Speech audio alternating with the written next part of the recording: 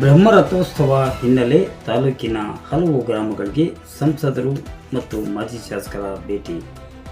ಚಿಂತಾಮಣಿ ತಾಲೂಕಿನ ಅಂಬಾಜಿದುರ್ಗ ಹೋಬಳಿ ವ್ಯಾಪ್ತಿಯಲ್ಲಿ ಬರುವ ಕಂಗಾನಹಳ್ಳಿ ಗ್ರಾಮದಲ್ಲಿ ನೆಲೆಸಿರುವ ಶ್ರೀ ಸೀತಾರಾಮಾಂಜನೇಯ ಸ್ವಾಮಿ ಹಾಗೂ ಚಿಂತಾಮಣಿ ತಾಲೂಕಿನ ಕಸ್ಬಾ ಹೋಬಳಿ ವ್ಯಾಪ್ತಿಯಲ್ಲಿ ಬರುವ ಚೊಕ್ಕರೆಡ್ಡಹಳ್ಳಿಯಲ್ಲಿ ನೆಲೆಸಿರುವ ಶ್ರೀ ನರಸಿಂಹಸ್ವಾಮಿ ದೇವರ ಬ್ರಹ್ಮರಥೋತ್ಸವ ಕಾರ್ಯಕ್ರಮವು ನಡೆಯುತ್ತಿರುವ ಹಿನ್ನೆಲೆಯಲ್ಲಿ ಕೋಲಾರ ಸಂಸದರಾದ ಮಲ್ಲೇಶ್ ಬಾಬು ಹಾಗೂ JDS ಕೋರ್ ಕಮಿಟಿ ರಾಜ್ಯಾಧ್ಯಕ್ಷರಾದ JK ಕೃಷ್ಣಾರೆಡ್ಡಿ ಅವರು ಭೇಟಿ ನೀಡಿ ದೇವರ ಕೃಪೆಗೆ ಪಾತ್ರರಾಗಿದ್ದರು.